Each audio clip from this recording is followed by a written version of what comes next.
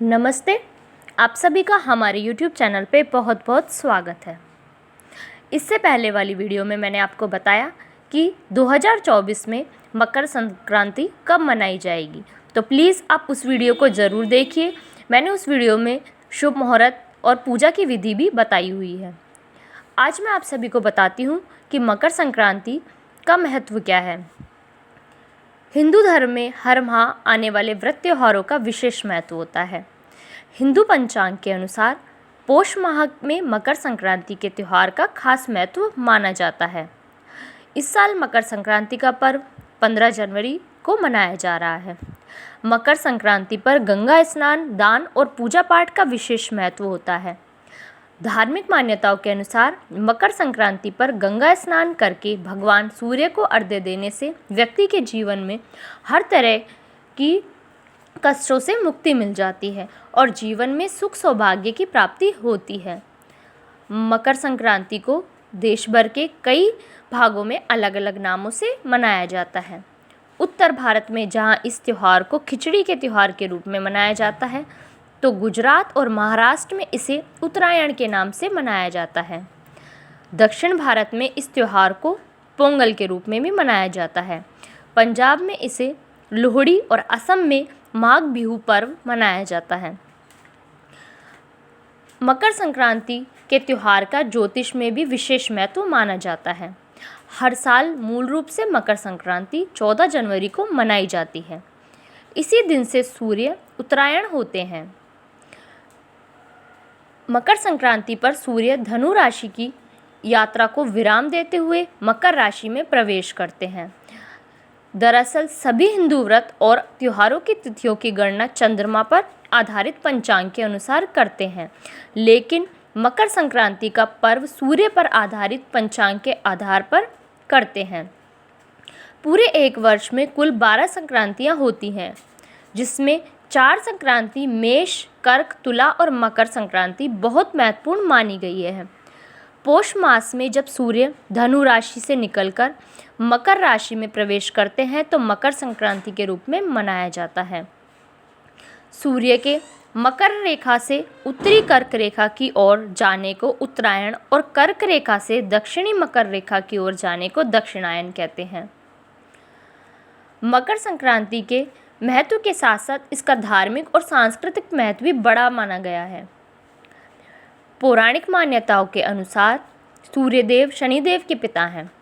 मकर संक्रांति के दिन सूर्यदेव अपने पुत्र शनि के घर जाते हैं, जहां के 1 महीने तक रहते हैं।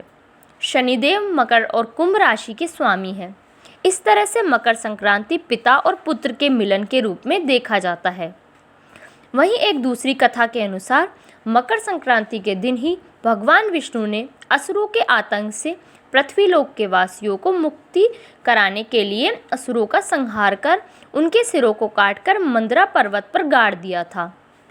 तब से ही मकर संक्रांति का त्यौहार मनाया जाता है। इसके अलावा मकर संक्रांति नई ऋतु के आगमन के तौर पर भी मनाया जाता है। मकर संक्रांति से ऋतु में बदलाव आने लगता है। शरद ऋतु की विदाई होने लगती है और बसंत ऋतु का आगमन शुरू हो जाता है। मकर संक्रांति के त्यौहार के बाद से दिन लंबे होने लगते हैं और रातें छोटी होने लगती हैं। सूर्य एक वर्ष में उत्तरायण और दक्षिणायन होते हैं। शास्त्रों के अनुसार उत्तरायण देवताओं का दिन और दक्षिणायन देवताओं की रात मानी जाती है। सूर्य जब दक्षिणायन में रहते हैं, तो इस दौरान देवी देवताओं की रात्रि और उत्तरायण के 6 माह को दिन कहा जाता है। दक्षिणायन को नकारात्मकता और अंधकार का प्रतीक, जबकि उत्तरायण को सकारात्मकता और प्रकाश का प्रतीक माना गया है। मकर संक्रांति पर भगवान सूर्य की उपासना, दान, गंगा स्नान और शनिदेव की पूजा करने से सूर्य और शनि से संबंधित तमाम तरह के कष्ट दूर हो जाते हैं। दरअसल सूर्यदेव अपने पुत्र शनि से मिलने स्वयं उनके घर जाते हैं और शनिदेव मकर राशि के स्वामी है। उसमें सूर्य के प्रवेश मात्र से शनि का प्रभाव क्षीण हो जाता है। मकर संक्रांति की कुछ पौराणिक मान्यताएं भी हैं। मकर संक्रांति के दिन ही भीष्म पितामह महाभारत युद्ध समाप्ति के बाद सूर्य के उत्तरायण होने की प्रतीक्षा में मकर संक्रांति को प्राण त्यागे थे। मकर संक्रांति पर देवी यशोदा ने श्री कृष्ण को प्राप्त करने के लिए व्रत किया था। मकर संक्रांति के दिन ही गंगा कपिल मुनि के आश्रम से होकर सागर में जा मिली थी और भागीरथ के पूर्वज महाराज सगर के पुत्रों को मुक्ति प्रदान की थी। अब मैं आपको मकर संक्रांति पर किए जाने वाला उपाय बताती हूँ। मकर संक्रांति पर कुछ उपाय करने से कष्टों से मुक्ति और पुण्य की प्राप्ति होती है। मकर संक्रांति के दिन सूर्योदय से पहले स्नान करना चाहिए। ऐसा करने से 10,000 गोदान का फल प्राप्त होता है। इस दिन ऊनी कपड़े, कंबल, तिल और गुड़ से बने व्यंजन और खिचड़ी दान करने से सूर्य और शनिदेव की कृपा होती है। मकर संक्रांति पर प्रयाग के संगम तट पर स्नान करने से अक्षय पुण्य की प्राप्ति होती है। मकर संक्रांति पर तिल का दान, घी का दान, गुड़ का दान और खिचड़ी का दान करने से शुभ फलों की प्राप्ति होती है। धन्यवाद। इस वीडियो में बस इतना ही। ऐसे ही मैं आपके लिए अच्छी अच्छी वीडियोस लाती रहूँगी, तो प्लीज़ आप मेरे चैनल को सब्सक्राइब कर लीजिए और कमेंट सेक्शन में बताइए कि वीडियोस कैसी लग रही हैं, और प्लीज़ मेरी वीडियोस को लाइक कीजिए, शेयर कीजिए। धन्यवाद।